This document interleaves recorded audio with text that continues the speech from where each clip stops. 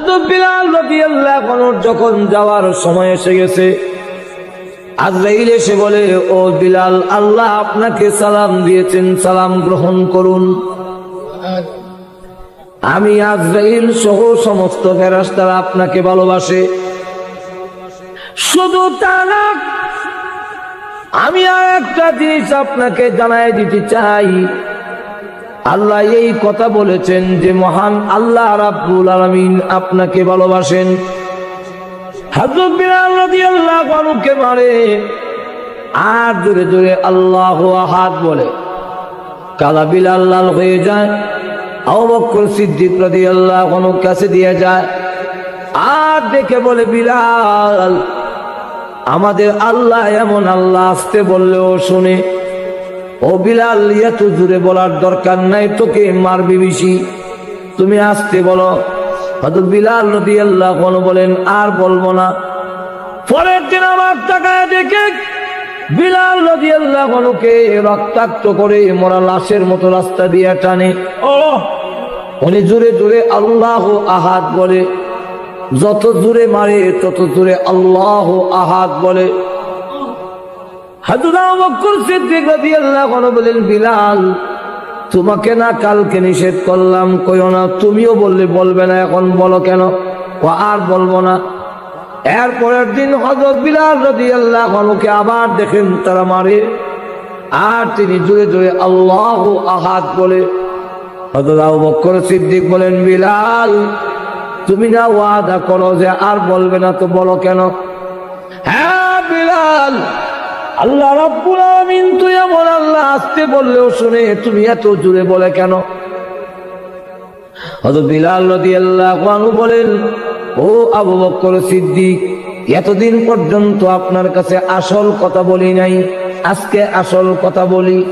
আপনার সাথে ওয়াদা করি, আপনি আমাদের মুরব্বী, আপনি নবী সাহাবীর মধ্যে সবচেয়ে বড় মুরব্বী। একটা কথা বললে অমান্য করতে পারি না, কিন্তু আবার কেন ওয়াদা ভঙ্গ করে জানেন?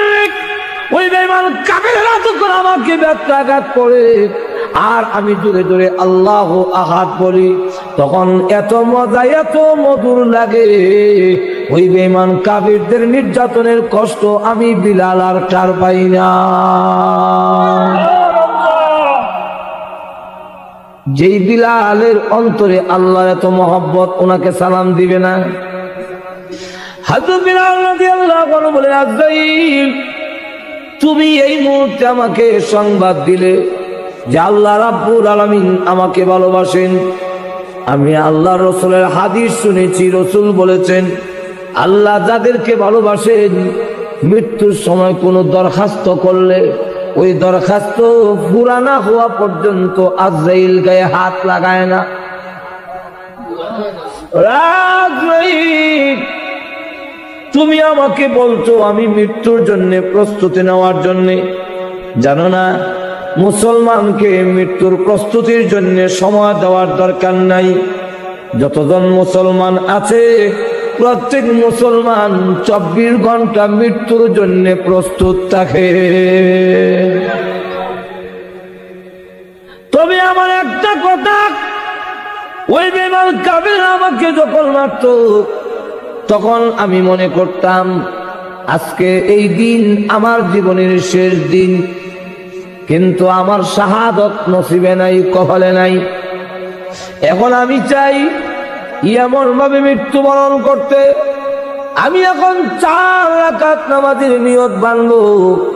প্রথম রাকাতে আমার গায়ে হাত দিও না, দ্বিতীয় রাকাতে তুমি হাত দিতে পারবে না, তৃতীয় রাকাতেও দিও না, চতুর্থ রাকাতে প্রথম সাজদায় হাত দিও না, শেষ সাজদায় যখন পড়ব রে আজরাইল, আল্লাহর কসম করে বলি রূহ বের না করা পর্যন্ত আমি বিলাল আর মাথা উঠাবো না। আজরাইল, আমি চাই এমন ভাবে পৃথিবী থেকে বিদায় হয়ে যেতে, আল্লাহ আমার মুনিব, আমি আল্লাহর গোলাম। আমাদেরকে মৃত্যুর প্রস্তুতি দেওয়ার দরকার নাই। আমি চাই সাজদা দিয়ে যাইতাম দুনিয়ার থেকে, এমনি আল্লাহ ডাকতে বলেন আজরাইল রে, আমি আল্লাহ বিলালের দরখাস্ত এই মুহূর্তে মঞ্জুর করে নিয়েছি। এখন আসুন গেল একটা, আরেকটা হইল কিয়ামতের হালত দুই ভাগে বিভক্ত আছে। পৃথিবী ভাঙা, এই আছে পৃথিবী কে বানাইছেন? সব ঘুমো জোরে ক না সন্দেহ আছে? দু একজনের মুখ লড়ছে, চিৎকার দিয়ে বলুন কে বানাইছে? আল্লাহ যদি বানায় থাকে তো আল্লাহ আবার ভাঙবেন কেন? মায়া লাগবে না? নূহ আলাইহিস সালাতু ওয়াস সালাম বন্যার পরে আল্লাহ রাব্বুল আলামিন হুকুম দিলেন, নূহ নবী কিছু মাটির ফাইতলা বানাও। আল্লাহ বানাইছি, ভাঙো, বলো মায়া লাগে। আল্লাহ এই জিনিসটা বুঝাবার জন্য মাটির পাতিলা বানাইছ, সময় দিয়েছ এবং শ্রম দিয়েছ, এতে যদি ভাঙতে মায়া লাগে, আমি তোমার বন্যা, তুমি যে বন্যা কামনা করেছ, বন্যা দিয়া প্লাবন দিয়া তাম পৃথিবী যে আমি আল্লাহ বাংলাম, আমি আল্লাহর কেমন মায়া লেগেছে। আল্লাহ ভাঙবেন কেন বলবো? ভাইরা আমার লক্ষ্য করে দেখুন কেন ভাঙবেন। ভাঙার কারণটা হইল, মনে করেন আপনাদের বাসুদেব এলাকার ভিতরে একজনকে সৌদি আরব অথবা কুয়েত, কাতার নিব, 3 লাখ টাকা নিচে কাতার নেওয়া যাবে, বেতন 50,000 হবে। এখন কাতারও নেয় না, টাকাও দেয় না, এমন ঘটনা আল্লাহর জমিনও আসেনি। আরো জোরে কন। ইবারা বিচার ভাইতো কই সর্দার মাতাব্বরের কাছে গিয়া কয়, ওই তো আমরা নিত কাতার আর নয় টাকা দিতে, টাকাও দেয় না, কাতারও নেয় না। সর্দার সাবরা বিচারটা করে দেয়। সর্দার সাবরা জবাব দিল, হ্যাঁ এমন 2 নম্বর কাম খালি একটা না, হাজার হাজার। এই কারণে তার কিছু ক্যাডার বাহিনী আছে, লাইটল আছে, পয়সা দিয়া ভালে। আমরা তার বিচার করতে গেলে বেরিয়ে কেল্লা হলে এর থেকে বাবা তুমি সবর করে আল্লাহ তোমার জীবনে কেউ টেকা মাইরে কেউ কিচ্ছু করতে পারে না। এই ওয়াজ করে দিল বেটা, বিচার পাইছে না ওয়াজ পাইছে? আর তো জোরে কর না, ওয়াজ হয়েছে বিচার না। আপনার কাছে ওয়াজের লেগে আসলাম না, ওয়াজ তো বাসুদের তফসির আমার বিচারটা দিলেন না। এখন এখানে বিচার পাইল না, সর্দাররা বিচার করতে পারল না। কারণ কি? লাডির জোর বেশি বেলায় বাইরে খেলা হলে জোরে কোন ঠিক নেই। তখন বাধ্য হইয়া টানা টিউনুর কাছে যাওয়ার পরে গিয়া দেখে যে বাটার নামে বিচার দিব, এই বাটা তার দুলাভাই। টিউনু সব দুলাভাই। তো দুলাভাই শালার হককে থাকবে না আমরা হককে থাকবো? বিচার হয়েছে না কেন লেগে হয়েছে না?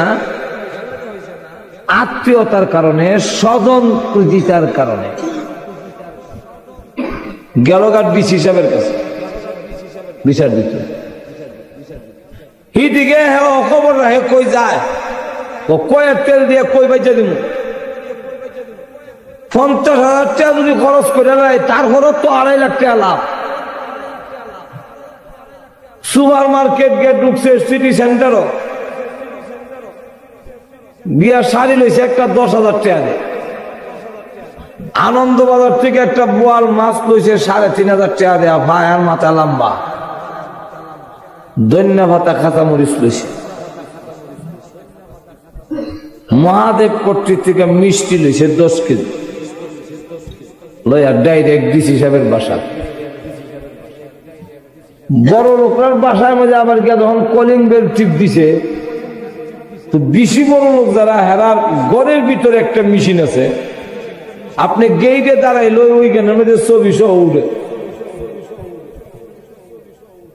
আর সাধারণ বড় লোক যারা, তারা দরজার মধ্যে ছিদ্র করে একটা ভাতর বয়ে রেখে এমনি দেহে খেলা। কলিং বেল যখন টিপ দিছে, ডিসি সাহেব বকে, কে আম্মা, আমি আপনার ধর্মের ছেলে, ধর্মীয় কুটুম আছেন আমরা দেশ। ডিসি সাহেব বসে দুটা ছায়া দেখে, ভাবা মাথা লম্বা বোয়াল, শাড়ির প্যাকেটও দেখা যায়, মিষ্টিও দেখা যায়, ধন্যবাদ কাঁচামরিচ দেখা যায়। ইমন রেডিমেড সন্তান কয়জন ভাই ফেরোরাই কত ইমন ভুলা হয় না। দরজা খুলে দিছে, আও বাবা এই নেন আম্মা আপনার শাড়ি, মাঝে ডাকছি, এই নেন মিষ্টি, এই নেন বোয়াল মাছ আর ধন্যবাদ কাঁচামরিচ আনছি। বোয়াল যে বাজি করবেন ধন্যবাদ দিয়া আর কাঁচামরিচ দিয়া বাজি কামড় দেখাইলে যে টেস্ট হয়, লয়ে এসে এখন কয় তুমি আমার ছেলে, ঠিক আছে তো আম্মা আমি যাইগা, না বেলা ওয়াত্তা লই আইছো, না খাইয়া যাবা কেমনে? আম্মা আমার আজকে ব্যস্ততা, মা যখন ডাকছি খাইবার লেগে অভাব হইতো না, খামনে আমি যাইগা। আর উদ্দেশ্য হইলো তাড়াতাড়ি সরে যাইগা, ঘুষ দিতাম আইছি, এটা যদি ধরা হয়ে যাইগা যাইগা তাড়াতাড়ি। এমনি কয় আম্মা আমি যাইগা, আমার ব্যস্ততা। কত ঠিক আছে রে বাবা, যে কোনো অসুবিধা পড়লে তুমি আইও। যেই না তুই কথা কইছে এমনি তুই ফাঁক খাই দিছে, এমনি কয় আম্মা আমার নামে একটা কেস আইতে পারে, আমরা স্যারের কাছে একটু নজর রাখেন। আমি তোর মা থাকতে কি এর কেস নেই?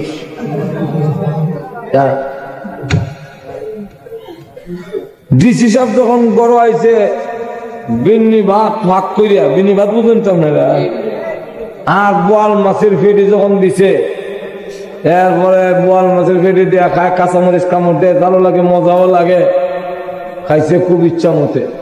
এরপরে দিছে নিয়া রসগোল্লা, কাটা চামচ আর ডাইরেক্ট রাত পয়সা লাগান ঢুকায়, খাইতে খাইতে গলা পর্যন্ত আইসে, গামছা দিয়ে হাত মুজে আর কয় বহুদিনে সেটা খাইছি। আচ্ছা বালা। এখন বেগম সাহেব দাঁড়াইয়ে কয় যে অমুক গ্রামের অমুক নামে, তার নামে কোন কেস আপনার কোনো হইতে পারে? কই গেছে কেস দাঁড়াইছে, দেয়াটা হোক, যেভাবে হোক কেসটা তার পক্ষে রায় দিতে। হ্যাঁ কও কি, আমি একটা জেলার দায়িত্বশীল, এখন বিচার বিভাগ আলাদা করছে, আর না হয় আগে নির্বাহীর হাতে ক্ষমতা ছিল, ডিসি হিসাবে কইতো কোন হাকিম কোন হানো বইব, কেমনে চেয়ার বদলাইব, উল্টা হল্টা কয়া রায় দেওয়াইব, ক্ষমতাটা ছিল ডিসির হাতে। এখন আপনি যেভাবে উল্টা হল্টা করে দিবেন, হ্যাঁ আমি একটা জেলার দায়িত্বশীল, সকল আমার সমান, আমি কর্ম করবো। দেখো মুডা গলায় আওয়াজ করো না, যদি না পারো তাহলে আমার রসগোল্লা, বোয়াল মাছ, ধন্য পাতা, কাঁচামরিচ ফেরত দিলাও।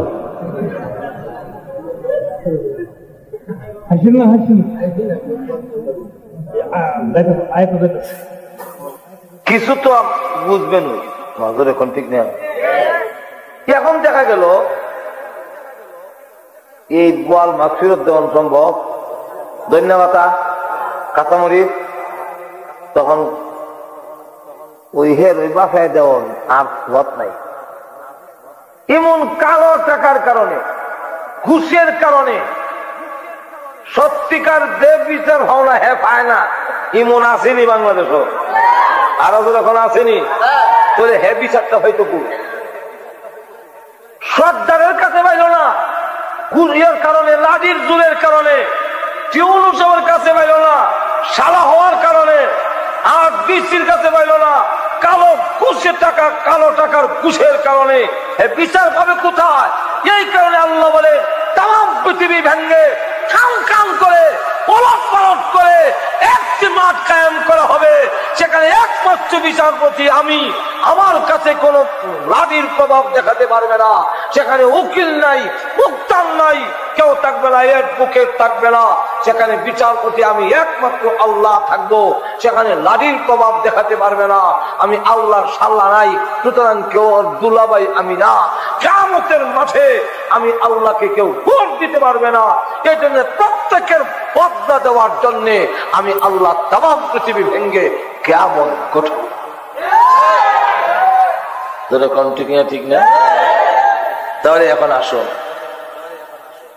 মোটামুটি অজ্ঞান বুঝাইলাম কিয়ামত কেন লেগে হইব কিতা আসো বিষয়। যেরকম ঠিক না?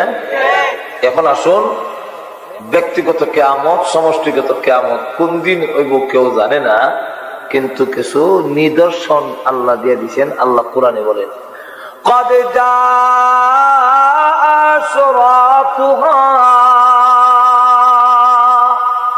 সত্যগুলো পাঠাইয়া দিয়েছি, কিছু আলামত, কিছু নিদর্শন পাঠাইয়া দিয়েছি। এইগুলা দেখে দেখে যদি সতর্ক হয়ে দাও তাহলে গজব থেকে বাঁচতে পারবে।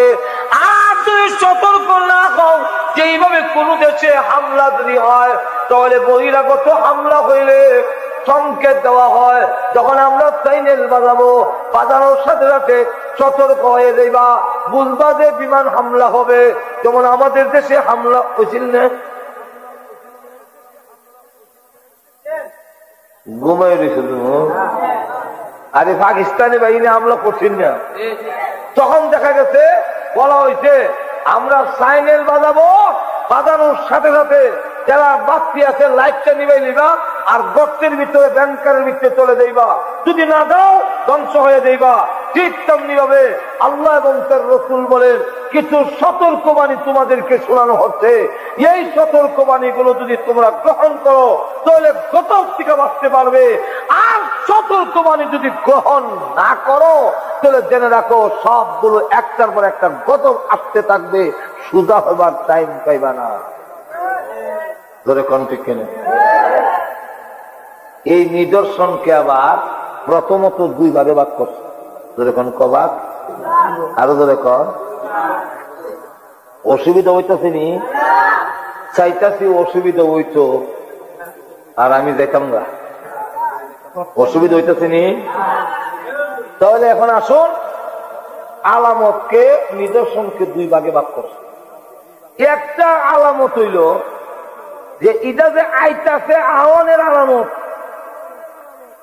আর একটা আলামত হইল, নিদর্শন হইল ও শুরু হইলে কিতা হইল। বুঝেননি আমার কথা? একটা হইল আওয়ানের আলামত, আর একটা হইল আয়া হলে কিতা হইব। তখন কেমনে বুঝতাম যে কেমন ঘূর্ণিঝড় হয়ে গেছে, এটার নাম কিতা না শীতর। আল্লাহ, এখন বলে আবার নার্গি চাইব, কোন দিনে আবার তাসলিমা এ করে না নামে আসে। এই যে বিভিন্ন নামে আসবে, আল্লাহু আকবার। এখন সতর্কবাণী জানানো হচ্ছে যে এইভাবে সতর্ক তোমাদেরকে দেওয়া হচ্ছে। যদি সতর্ক হয়ে গেলে কি করবো, একটা হইলো আইতাছে, আর একটা হইলো আইলে কি হবে। এটা কেমনে বুঝতাম এই শীতল কি কেমন নাকি কোন কেমন? হৃদয় রমা একটা ঘূর্ণিঝড়ের মতো হবে। আল্লাহ রাব্বুল আলামিন এক আয়াতে বলেন, ইন্না জালজালাতাস সাআতি শাইউন আযীম।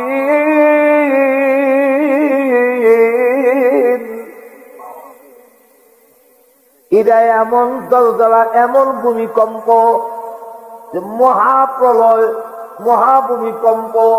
এটা হইলে কি হবে বলবো পরে। আগে আসুন যাই আসনের কিছু আলামত।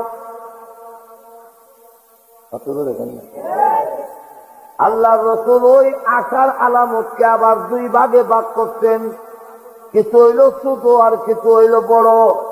এক হাদিসে আল্লাহ রাসূল বলেন, আঙ্গুল দেখায়া, এই দুই আঙ্গুল যত কাছে আমি আর কিয়ামত এমন কাছে, কারণ আমি হইলাম শেষ নবী, কিয়ামত পর্যন্ত আর কোন নবী আসবে না।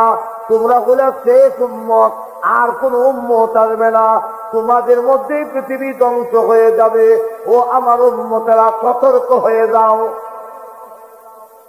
যেরকম ঠিক কিনা। আর এক হাদিসের মধ্যে আবু হুরায়রা রাদিয়াল্লাহু আনহু থেকে বর্ণিত লম্বা হাদিসে 15টা আলামত উল্লেখ করেছেন।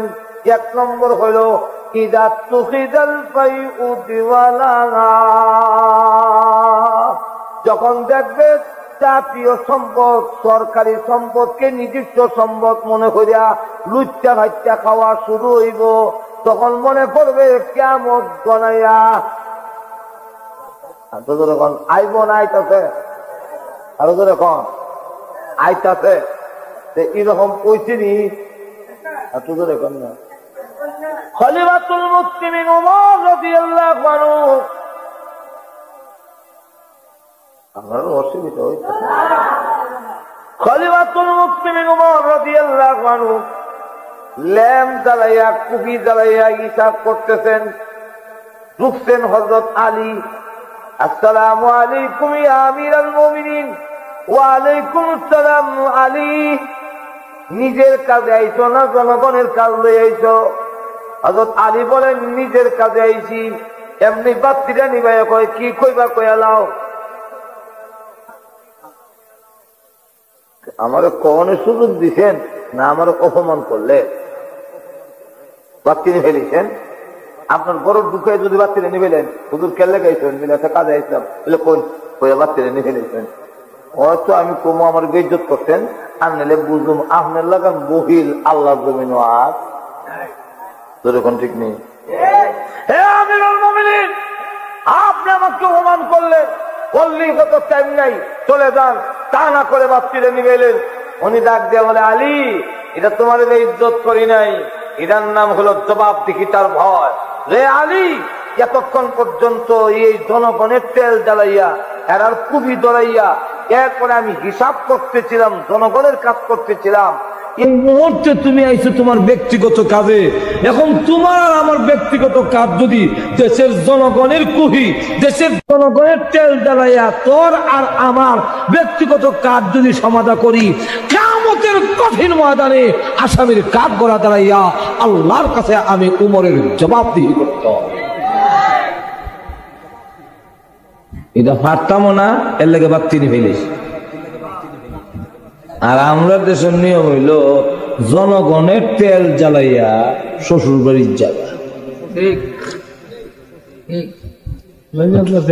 ধরে কন্যা আইসিনি ওখানে গজ ধরে কন্যা আইসিনি। এটা অনেক ঘটনা, অনেক টাইম নেই। হলো একটা না, একটা পয়েন্ট কইছি, একটা না রাইট হইব। হ্যাঁ রাজি আছেন? আরো দরকার রাজি আছেন? আসলে নিয়ত করে আসলাম, আর কোন দাওয়াত রাখছি না পরে যা। কিন্তু কিসমতটা দিছিল, আসমতটা দিছে না। এখন দেখা গেল 1 নম্বর ইদা তুখিদাল ফাইউ দিওয়ালা, জনগণের সম্পদকে নিজস্ব সম্পদ বানায়া নিবে, গেল একটা। 2 নম্বর হল ওয়াল আমানাতু মাগনামা, আমানতের খেয়ানত করবে। যদি আমানত আবার কয়েক প্রকার, টাকা যদি আমানত রাখেন তো মনে করবো মাগনা হয়েছি, বিনা পরিশ্রমে আস্থা কিনে লেগে। একটা কথা যদি কইয়া কোন মিলে ভাই আপনার কাছে কইছি আর কেউর কাছে কইয়েন না, বড় দুঃখটা কইলাম আপনার কাছে, আর কইয়েন না কেউর কাছে। কইয়া বাড়ির যাইতে পারবেন না, বা সুদব বাজার বইয়া কইছিলেন, বাড়ির যাইতে যাইতে দেখবেন দেশের অবলি জেনে নিয়েছে। ঠিক নেই। আর এক সাহাবী শুধু কইও না, রাসূল বলছিলেন কইও না, বনি কুরাইজার ব্যাপারে কি সিদ্ধান্ত নিছি এটা কইও না, তোমরা লুকায় রাখো। কিন্তু এক সাহাবী আত্মীয়তার কারণে ওই আর কইলেছিল ইশারায়, মুখ দিয়া না কইয়া। ঘুমাইলেছেন নি? ঘুমাইলে দেখবেন না, কিছু দেখানো লাগে।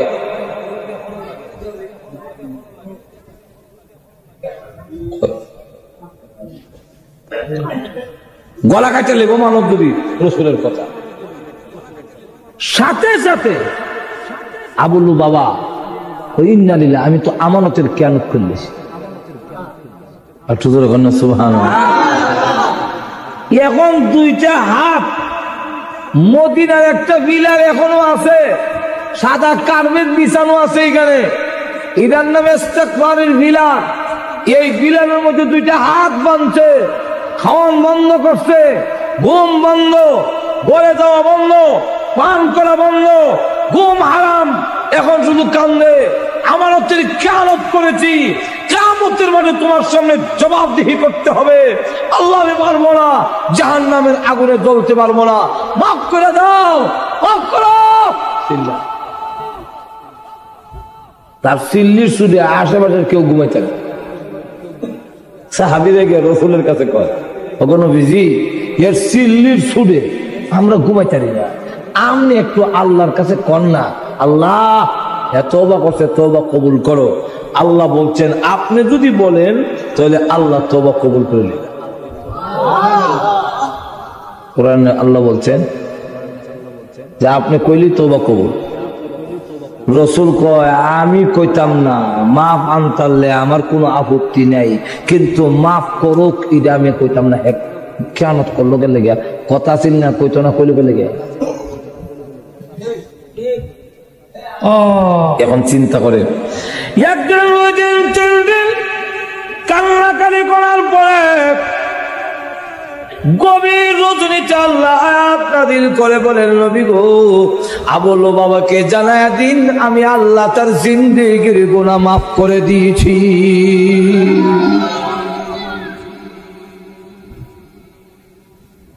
উম্মে সালমা রাদিয়াল্লাহু আনহার ঘরে আয়াত নাযিল হয়েছে গভীর রজনীতে। উম্মে সালমা রাদিয়াল্লাহু আনহা ডাক দিয়ে বলেন, আল্লাহর নবী গো, আপনি তো সকালে বলবেন ফজরের সময়, আর সহ্য হয় না, আবুল বাবা মরণাপন্ন হয়ে গেছে, আমাকে অনুমতি দিলে আমি ডাক দিয়ে কইয়া দিয়াই তওবা কবুল হইছে, আর কান্দিস না। তখন পর্দার হুকুম নাযিল হইছে না। আল্লাহ রাসূল বলেন ঠিক আছে কইয়া দিয়াও। এমনি কি ডাক দিয়ে বলে, রে আবুল বাবা, আর কান্দিস না, তোর তওবা আল্লাহর দরবারে কবুল হয়ে গেছে, আর কান্দিস না। আবুল বাবাকে এই ঘোষণা দিয়া আত্মীয় স্বজনের কাছে বলল, তোমরা যাও তার রশির বানটা কল্লা বাড়িতে নিয়ে আসো, তার তওবা কবুল হয়েছে। আত্মীয় স্বজনরা দৌড়ে গিয়েছে, রশি গিয়া ধরছে বান খুলে দেওয়ার জন্য। আবুল বাবা ডাক দিয়ে বলে, না, আমার রশিতে তোমরা হাত দিতে পারবে না।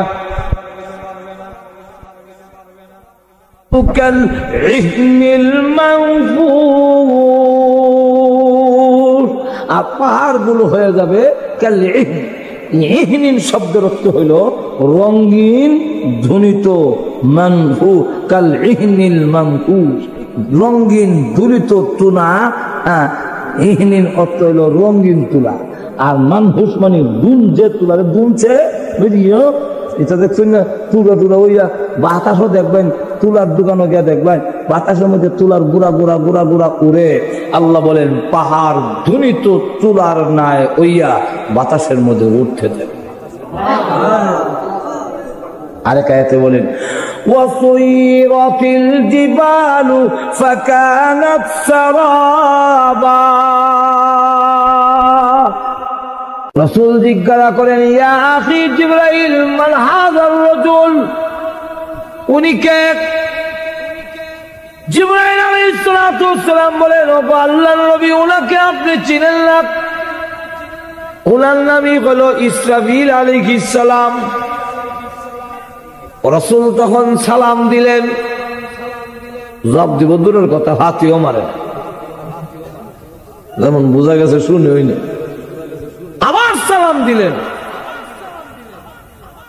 হাতকাল নাই,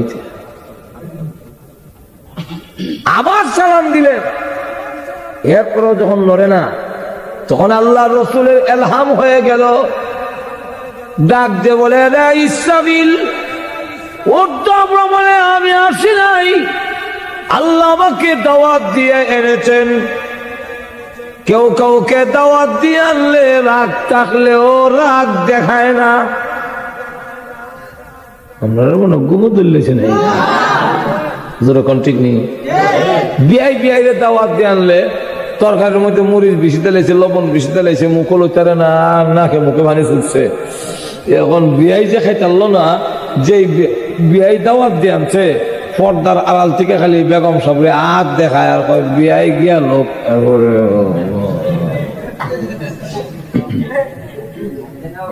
যেরকম ঠিক নেই। এরপরে আর দেখছি রাখতাম না, বেরিয়ে ভেঙে গেলাম, ওখন ভাঙতাম না বিয়ের সম্মানে।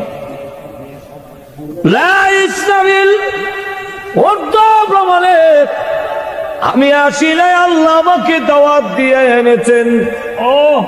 সুতরাং এই মুহূর্তে তোমাকে সিংহায় ফু দিয়ে তামাম পৃথিবী ধ্বংস করার জন্য মহান আল্লাহ হুকুম দিবেন না।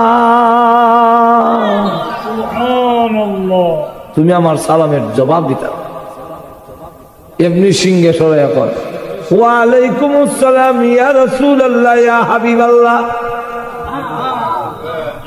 ওগো আল্লাহর নবী, আপনার প্রথম সালামি শুনেছি, কিন্তু জবাব দেই না কেন জানেন? আল্লাহ আমাকে বলেছেন সিংহা মুখে ধারণ করে তোমার আর কোনো ডিউটি নাই। ডিউটি হলো অপেক্ষা করতে থাকবে গভীর মনোযোগ সহকারে। আমি যেই সময় অর্ডার দিব, একটা সেকেন্ড ইদিক সিদিক হতে পারবে না, তুমি হু দিতে হবে। আপনি যে আমাকে বারবার সালাম দিচ্ছেন, আমি তো জানি না কোন সময় ফু দিতে হবে, সময় তারিখ আমাকে আল্লাহ বলেন নাই। এই কারণে আমি আপনার সালাম শুনে জবাব দেই নাই। যদি ওয়ালাইকুম আসসালাম ওয়া রাহমাতুল্লাহ বলতে যাই, আল্লাহ যদি ওই দিক থেকে বলেন ইসরাফিল সিংহায় ফু দাও, আল্লাহর হুকুমটা পালন করতে দেরি হবে বলে আমি আপনার সালামের জবাব দেই না। ইসরাফিল কয় আমিও জানি না কোন সময় ফু দিতে হবে। আল্লাহ রাব্বুল আলামিন কেন লুকায় রাখলেন বলবো? আল্লাহ নিজেই কারণ বলছেন। কেন? ওই এক নম্বর হলো, যদি মানুষের মরণের তারিখ লুকায় না রাখা হয়, তাহলে পৃথিবীর নিজাম ঠিক থাকবে না, পৃথিবীর শৃঙ্খলা ঠিক থাকবে না। কেমনে? মানুষ যদি জানিয়ে লাগ সে জানুয়ারি 2000 সালের জানুয়ারির 15 তারিখ মারা যাবে, তাহলে জানুয়ারি 2019 সালের ডিসেম্বর পর্যন্ত রেল লাইনের মাঝখানে গিয়ে হারায় থাকবো। ট্রেন আইলো হু দিয়া লড়াই থাকতো না, কারণ হে জানে মরতো না, ট্রেন উপরে গেল।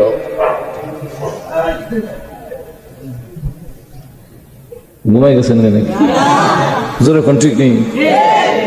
এমন তো উইশাল না দিলে ভাল না, মরে গেছে জোরে কোন ঠিক না? ঠিক না।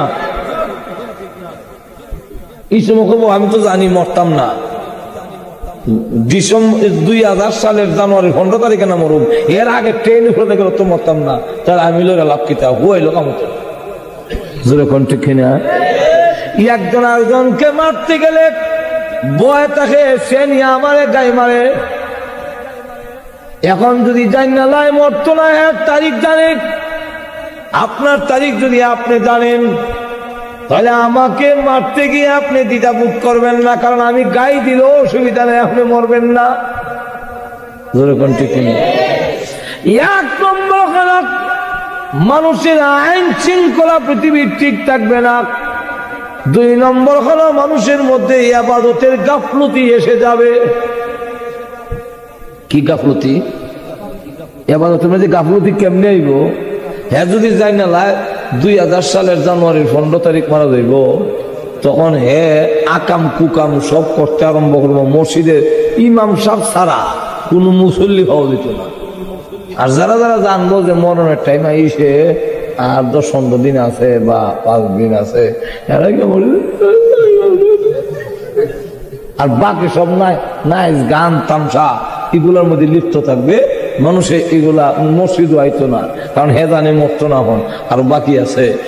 আর যখন দেখবো যে জানুয়ারি 2000 সালের ডিসেম্বর ভারিয়া জানুয়ারি আমাই গেছে, তখন হে যে গিয়া গাছটি গুটি লইয়া মসজিদে আমাইয়া যে তোবা করবো, কান্নাকাটি করবো, আর আমি মরবরা পর্যন্ত বাড়িতাম না। এত আগ থেকে নামাজ পড়ানোর কোনো দরকার নাই, মাত্র 15 দিন হইয়া তোবা করলে আলিমুলামা কইছে চোখের পানি ছেড়ে দিয়ে কান্না আল্লাহ সব মাফ করে দিলায়, তো সব মাফ হয়ে যাবে। অত আগ থেকে নামাজ পড়ানোর কোনো দরকার আছে? ঠিক নেই। থানভী রহমতুল্লাহ একটা এক্সাম্পল আনছে, কইতাম না এক্সাম্পলটা? এক্সাম্পলটা হইল একবার আজরাইলের সাথে দেখা হয়েছে। আল্লাহ রসুল বলেন প্রত্যেকটা মানুষের দরজায় আজরাইল দৈনিক 5 বার আসে। কবার? ইয়াকিফু আলাল বাব 5 মাররাত। আমরার খবর নাই, আজকেও আমরা সাথে আজরাইলে 5 বার দেখাশোনা করে গেছে। কবার দেখা করে গেছে? 5 বার। এখন আজরাইল সাথে একবার দেখা হয়ে গেছে, আজরাইল আসসালামু আলাইকুম। ওয়ালাইকুম সালাম। আপনি কে? আমার নাম আজরাইল। ও বড় ভালো হয়েছে, আপনার আমি অনেকদিন ধরে বিচারতেছি। খেললে গিয়া আমার মরবার আগে একটা সংবাদ দিয়ে আইবেন। 2 বছর আগে একটা সংবাদ দিতে কচ্ছে জীবনে। এইবারে আজরাইলের সাথে চুক্তি করে যে সিনেমা হলগে আমাইছে আর বাড়িতে সব পাপা তারা এমন ভাবে লিপ্ত হয়েছে আর বাইর না, আর অপেক্ষা। ও কেন? আপনারা কইছেন 2 বছর আগে সংবাদ দিয়ে আইবেন। সংবাদ তো দিছি, আমি তো সংবাদ পাইছি না। আমার সাথে যেদিন দেখা হয়েছিল তোমার চুল দাড়ি কেমন আছে বলে কালা, এখন সাদা। সিডি দিছি না তোমার ঠিক হয়ে যাও গা। আমার সাথে যেদিন দেখা হয়েছিল তোমার দাঁত কটা আছে 32টা, এখনো কটা আছে, 16টা আছে আর 16টা নাই। সংবাদ দিছি না? আমি তুই তো বুঝছি না। আজরাইল যে সংবাদ বুঝে না, এর গলার চিপা দেওয়ান ছাড়া আর কোন উপায় উপায় নাই। আমি তোমার গলার চিপাতে ধরন লাগে। এই যে বেলায় আজরাইলের সাথে চুক্তি করিয়া এখন গুনার কামে যদি মানুষের মরণের তারিখ, পৃথিবী ভাঙ্গনের তারিখ আল্লাহ প্রকাশ করে দিত, মানুষের মধ্যে তখন ইবাদতের গাফলতি এসে যাবে। এমনি আমি জানি না আজকের রাইতো আমার মৃত্যু হতে পারে, সুতরাং নামাজ এখন থেকে পড়ন দরকার। সুদ ঘুষ এখন থেকে চাইরা 24 ঘন্টা মৃত্যুর জন্য প্রস্তুত থাকা। নামাজ পড়ন যেমন ফরজ, মৃত্যুর জন্য প্রস্তুত থাকাও। আর তো জোরে কর না, ফরজ নেই।